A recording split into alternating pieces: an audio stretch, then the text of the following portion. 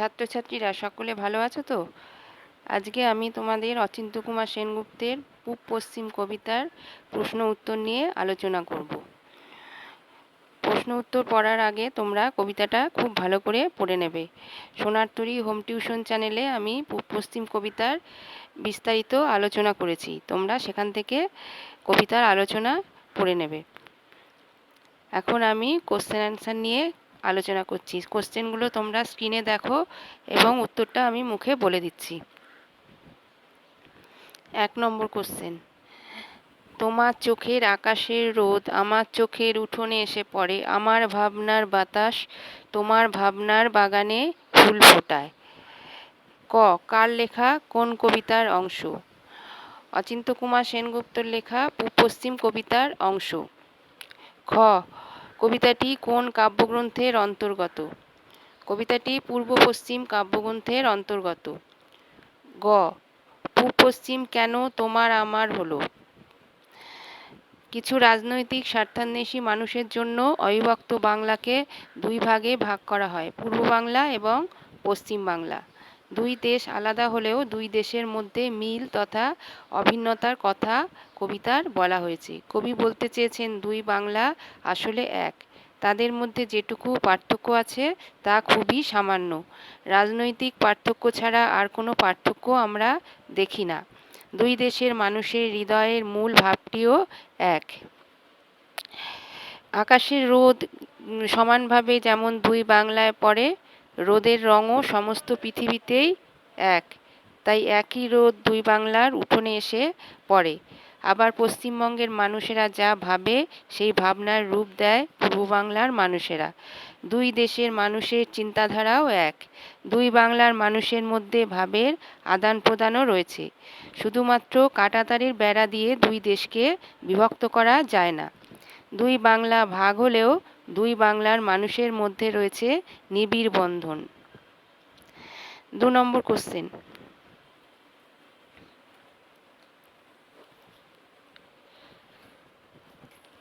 এক সুতো এক ছন্দ একই লাবণ্যের টানাপোড়েন চলেছে একই রূপনগরের হাতছানিতে। কবিতাটি কত সালে রচিত হয়? কবিতাটি 1969 সালে রচিত হয়। কবির অন্য দুটি কাব্যগ্রন্থের নাম করো। কবির অন্য দুটি কাব্যগ্রন্থ হল কাকজ্যোৎস্না ও রূপসী রাত্রি। খ, কবিতায় উল্লিখিত গাছপালা সুরসঙ্গীত ও শিল্পের নাম করো। কবিতার দ্বিতীয় স্তবকে কবি কিছু গাছের কথা বলেছেন, যেমন নারকেল, সুপুরি, অশোক, শিমুল, তাল, খেজুর, শাল, মহুয়া।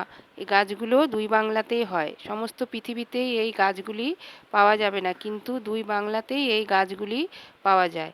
কবি বলতে চেয়েছেন আমাদের প্রকৃতিও এক, মাটি এক, গাছের ছায়াও এক। দুই দেশের গাছে একইভাবে মুকুল আসে, ফুল ফোটে, ফল হয়।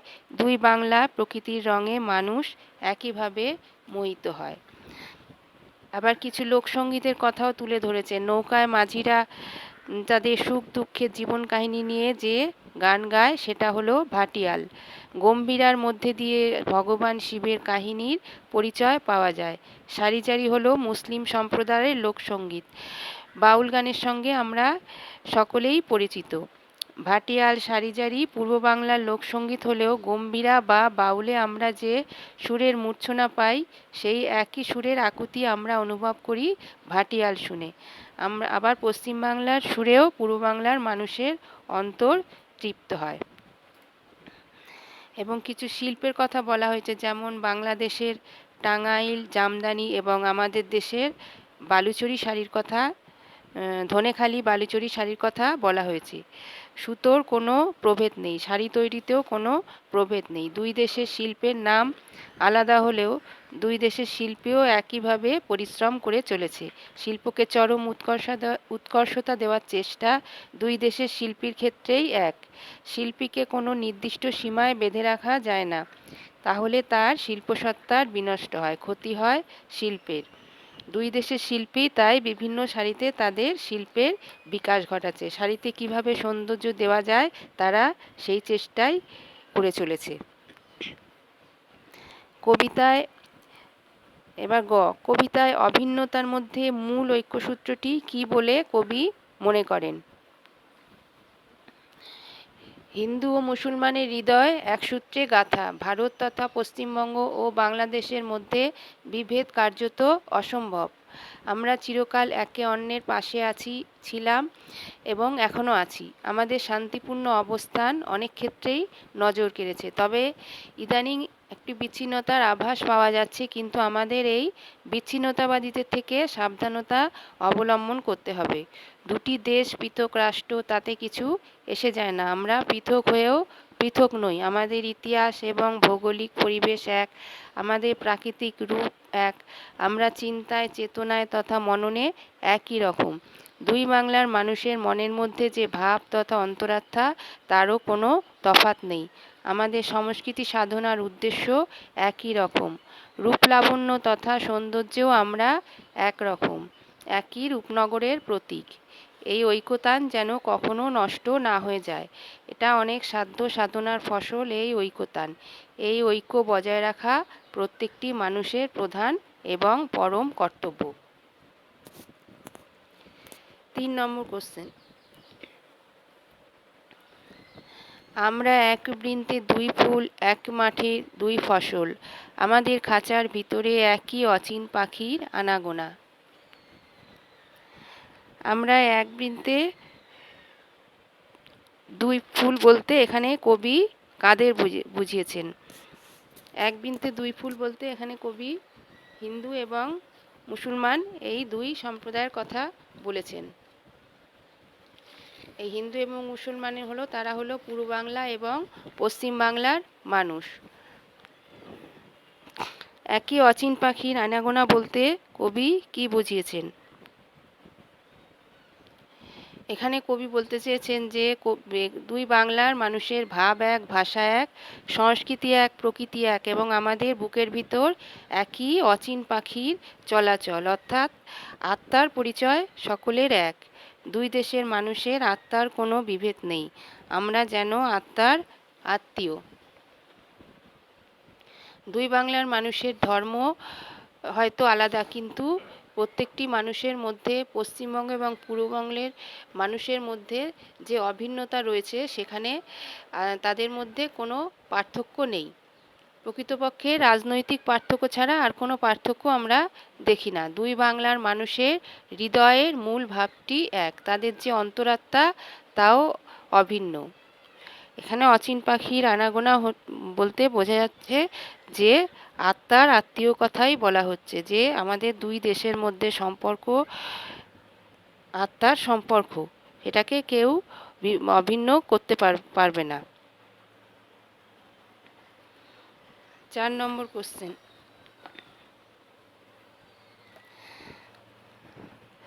আমার দেবতার থানে তুমি বটের ঝুড়িতে সুতো বাঁধো, আমি তোমার পীরের দরগায় চেরাগ জ্বালি, আমার স্তোত্রপাঠ তোমাকে ডাকে, তোমার আজান আমাকে খুঁজে বেড়ায়। আলোচ্য অংশে তোমার বলতে কাকে বোঝানো হয়েছে? আলোচ্য অংশে তোমার বলতে এখানে মুসলমান সম্প্রদায়ের কথা বলা হয়েছে। পূর্ব বাংলা এবং বাংলাদেশের মুসলমান সম্প্রদায়ের মানুষদের কথা বোঝানো হয়েছে।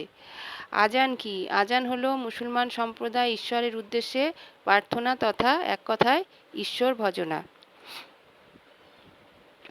উদ্ধৃতির মধ্যে কবির মনোভাব কি তা আলোচনা করো।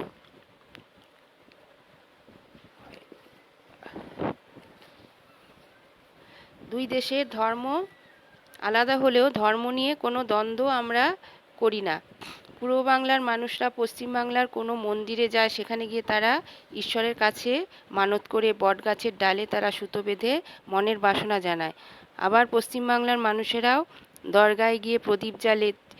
আবার হিন্দুদের স্তোত্রপাঠ মুসলিমদের আকৃষ্ট করে। আবার মুসলিমদের আজানের মধ্যে আমরা ঈশ্বরের ভক্তি খুঁজে পাই। আসলে সব পথ শেষ পর্যন্ত ঈশ্বরের কাছেই পৌঁছে যায়। তাই যে পথে যাই না কেন, আসল উদ্দেশ্য সেই ঈশ্বর লাভ। আমরা মন্দিরে যাই বা মসজিদে যাই, ঈশ্বর লাভের উদ্দেশ্যেই যাই। দুই ধর্মের প্রার্থনার ধরন আলাদা হলেও ঈশ্বর লাভই শেষ পর্যন্ত মুখ্য উদ্দেশ্য। যে সাম্প্রদায়িকতা তথা ধর্মীয় সংকীর্ণতা আমাদের সর্বনাশ করছে, আমাদের একে অপরকে শত্রুতে পরিণত করছে, কবি এই সাম্প্রদায়িকতা তথা নিম্নমানের সাম্প্রদায়িক চিন্তার বিনাশ ঘটিয়ে সাম্প্রদায়িক ঐক্যের কথা বলেছেন। দুই দেশের মধ্যে বিশেষ কোনো তফাৎ নেই, এমনকি ধর্মীয় চেতনার মধ্যেও কোনো তফাৎ নেই। ধর্ম সম্পাদনায় হয়তো তফাৎ রয়েছে, কিন্তু তার আসল উদ্দেশ্য যে এক এবং অভিন্ন।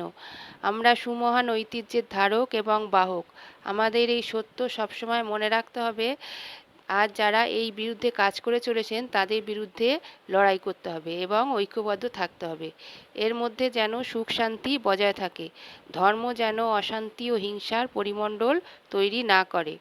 ধর্ম সাধনার উদ্দেশ্য ঈশ্বর লাভ, সেই উদ্দেশ্য সম্পর্কে আমরা যেন চিরকাল অবগত থাকি। কবিতাটির মধ্যে কবির এই মনোভাবই প্রকাশ পেয়েছে। 5 নম্বর প্রশ্ন। পরস্পর আমরা পর নই, আমরা পড়শি, আর পড়শি তো আরশি। তুমি সুলতানা, আমি অপূর্ব, আমি মাহবুব, তুমি শ্যামলী। পড়শি তো আরশি কথাটির অর্থ কী?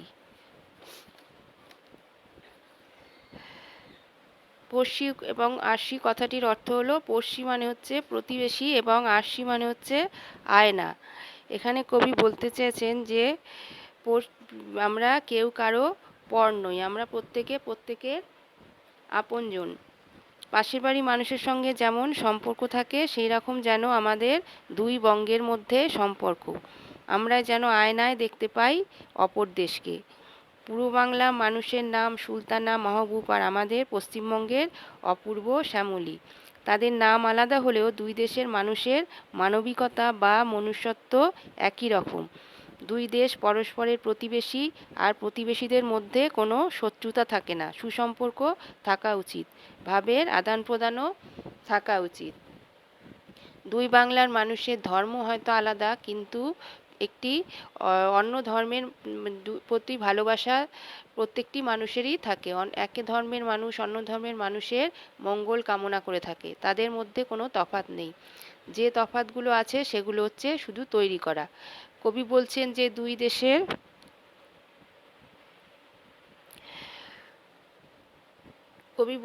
দুই দেশের ইতিহাস এবং ভূগোল সবই এক, তবুও আমরা যেন দুই দেশকে আলাদা করে না দেখি, আমরা যেন এক দেশকে আরেক দেশকে আয়নায় দেখতে পাই। উদ্ধৃতিটির তাৎপর্য বিশ্লেষণ করো। আমাদের দুই দেশের বাংলার মানুষের ধর্ম আলাদা হলেও এক্ষেত্রে একটা কথা মনে রাখতে হবে যে প্রত্যেকটি ধর্ম ঈশ্বর লাভের রাস্তা মাত্র। তাই যদি কারোর নাম আলাদা হয়, কিন্তু নামে কিছু যায় আসে না। আমরা যেন সুলতানার সাথে অপূর্বা বা মাহবুবের সাথে শ্যামলী প্রেমকে মর্যাদা দিই। সুলতানা এবং অপূর্ব মানুষ, শুধু ধর্মের জন্য কেন আমরা তাদের ভালোবাসায় কাঁটাতারের বেড়া দেব? তবে তো তাদের মনুষ্যত্ব ক্ষুণ্ণ হবে। কবি বলেছেন যে দুই দেশের ইতিহাস এক, দুই দেশের ভূগোল তথা প্রাকৃতিক পরিবেশ এক, এবং মানুষগুলির মননশীলতা এক। তাদের নাম আলাদা হলেও, পরিচয় আলাদা হলেও আসল মানবিকতা বা মনুষ্যত্ব দুই দেশের মানুষেরই একই রকম। দুই দেশ পরস্পরের প্রতিবেশী, আর প্রতিবেশীদের মধ্যে কোনো শত্রুতা নেই, আছে বন্ধুত্বের জায়গা, ভাবের আদান প্রদানের জায়গা, সুসম্পর্ক থাকা উচিত, তাহলেই দুই দেশের উন্নতি। 6 নম্বর কোশ্চেন। আমাদের শত্রু সেই এক, যারা আমাদের আস্ত-মস্ত সোনার দেশকে খণ্ড খণ্ড করেছে, যারা আমাদের রাখতে চায় বিচ্ছিন্ন করে, বিরূপ করে, বিমুখ করে। কিন্তু নদীর দুর্বার জলকে কে বাঁধবে, কে রুখবে বাতাসের অবাধ স্রোত? কে মুছে দেবে আমাদের মুখের ভাষা, আমাদের রক্তের কবিতা, আমাদের হৃদয়ের গভীর গুঞ্জন? তুমি আমার ভাষা বলো, আমি আনন্দকে দেখি, আমি তোমার ভাষা বলি, তুমি আশ্চর্যকে দেখো। এই ভাষায় আমাদের আনন্দে আশ্চর্যে সাক্ষাৎকার। কার সাধ্য অমৃতদীপিত সূর্য চন্দ্রকে কেড়ে নেবে আকাশ থেকে? আমাদের এক রবীন্দ্রনাথ, এক নজরুল, আমরা ভাষায় এক, ভালোবাসায় এক, মানবতায় এক, বিনা সুতোয় রাখি বন্ধনের কারিগর। আমরা একে অন্যের হৃদয়ের অনুবাদ, মর্মের মধুকর, মঙ্গলের দূত, আমরাই চিরন্তন কুশল সাধক। কবি এখানে কোন শত্রুর কথা বলেছেন? কবি এখানে সেই যারা আমাদের দেশকে খণ্ড খণ্ড করে বিভক্ত করেছে, কবি বিচ্ছিন্নতাবাদী সেই সব শত্রুর কথা আমাদের বলেছেন। কবি কেন মনে করেন যে মুখের ভাষা ও রক্তের কবিতা কেউ মুছে দিতে পারবে না?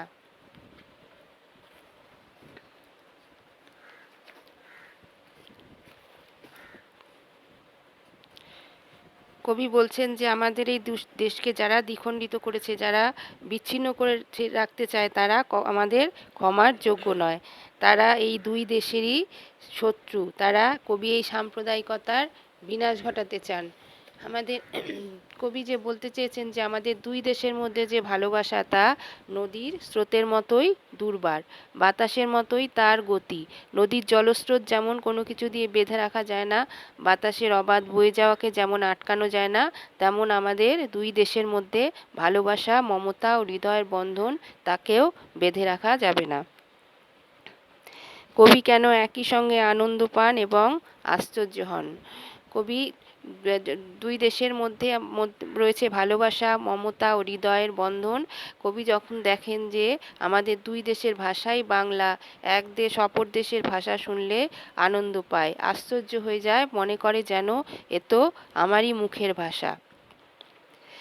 বিনা সুতোয় রাখি বন্ধনের কারিগর বলতে কী বোঝানো হয়েছে?